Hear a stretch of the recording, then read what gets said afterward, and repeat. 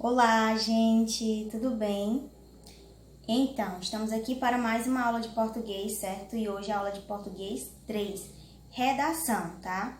Nós iremos iniciar nossa aula aqui, certo? Nessa página, que é a página 12, que vai falar sobre principais causas da poluição dos rios, certo? Você vai destacar, vai cortar, vai retirar o material de apoio, alguns conselhos para evitar o problema da poluição dos rios urbanos e vai colar nos locais adequados para formar outro cenário possível e muito mais saudável para as águas de nosso planeta, certo? Que são nesses espaçozinhos aqui, é lá atrás onde tem o material de apoio. Vocês estão vendo que a cidade está toda poluída, toda destruída, certo? No material de apoio vai ter outro cenário onde vocês vão estar colando para formar esse local, um local mais agradável, melhor para se viver.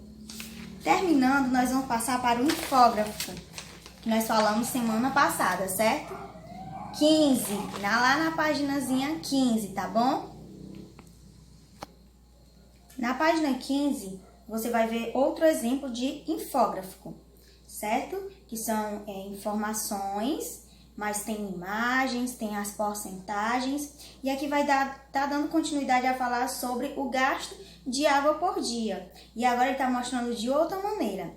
É como se fosse o ser humano, né? Representando o seu país. O primeiro aí é o consumo humano de água no mundo. O canadense, ele gasta até 600 litros de águas por dia. O norte-americano, 350 litros de água. O japonês, 350 litros de água. O europeu, 200 litros de água. O brasileiro, 187 litros de água. E o africano da região subsaariana, até 20 litros de água, certo? Aí tem aqui, falando nesse quadrinho aqui amarelo, ó, 50 litros por dia é a quantidade ideal de água potável para o bem-estar e higiene de uma pessoa, mas consumimos muito mais, certo? Nós, brasileiros, estamos naquela faixa que estamos gastando, um dos países que estamos gastando menos, mas ainda gastamos muito, porque está falando que 50 litros é o suficiente e nós gastamos 187. Os africanos da região subsaariana são os que gastam menos do que 50 litros. Eles gastam 20 litros, certo? Aí aqui tem dizendo em quais gastamos, né? Na hora de usar o sanitário, lavar as mãos, escovar os dentes, beber, né, a água, usar em alimentos. E aqui você vai perceber que com a união entre imagem e palavra oferece ao leitor uma informação mais direta, né? Uma informação bem mais clara. Antes mesmo de analisarmos os dados, sabemos que os canadenses eles gastam mais, porque eles gastam muito mais água que o brasileiro. Por exemplo, dá para perceber aqui, né?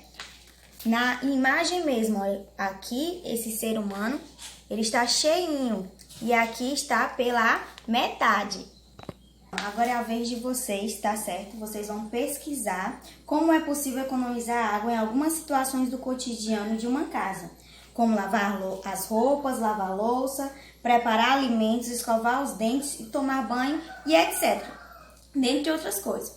Você vai reunir no caderno todas as informações que encontra a respeito do consumo de água nos seguintes itens: chuveiro, vaso sanitário, pia do banheiro, máquina de lavar roupas e pia da cozinha, tá? Depois você vai passar lá para a página 16, ó. Página 16. Aí lá na segunda questão você vai fazer o quê? Para cada um dos itens, por exemplo, chuveiro, pia, vaso sanitário, certo? Na segunda questão, falando, não se esqueça de colocar um subtítulo em cada parágrafo e, se possível, forneça alguns dados numéricos para reforçar o apelo. Você pode estar pesquisando para assim, certo, gente? Tá falando melhor sobre o assunto. Aqui tem um exemplo. Chuveiro, né? Foi o que foi tirado daqui. que é um dos itens onde é gastado a água. Aí tem falando, para que tanta água? Isso é o subtítulo. Tem o nome chuveiro e aí vem o subtítulo, para que tanta água? Aí tem que ter o parágrafo relacionado à água que é gastada no chuveiro. Por exemplo, um banho de 15 minutos pode chegar a gastar até 240 litros de água. Reduz o tempo do seu banho ao fechar o chuveiro para se ensaboar e lavar os cabelos. Isso é uma informação, né, que já foi pesquisada, está sendo repassada.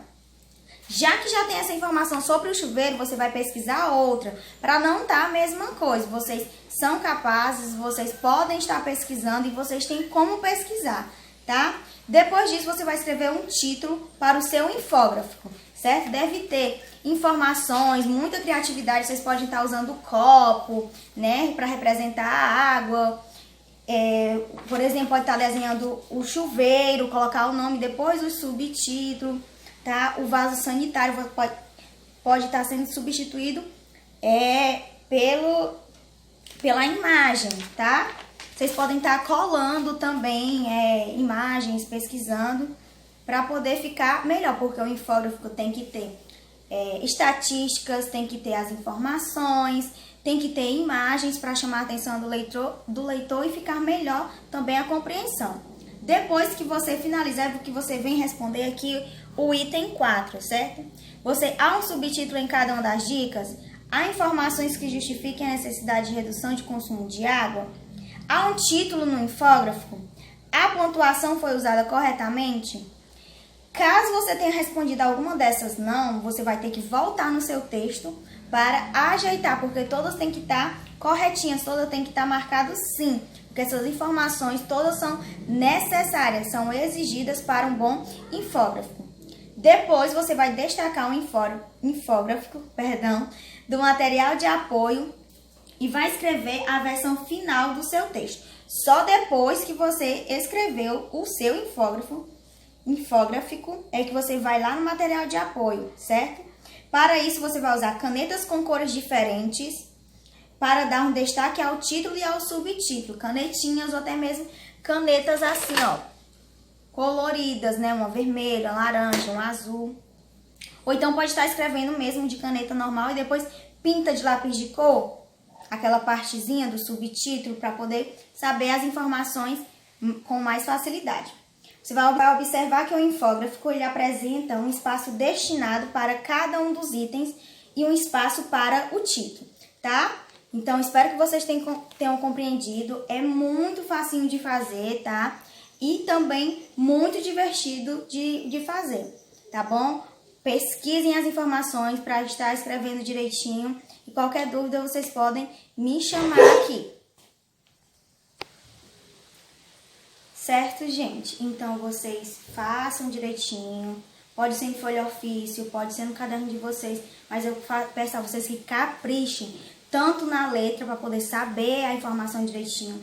Tirem a foto direitinho para poder a tia conseguir entender o que é que vocês fizeram, tá? Porque às vezes fica muito complicado para mim entender o que foi que vocês realizaram, tá bom? Beijão e até daqui a pouco, a próxima aula.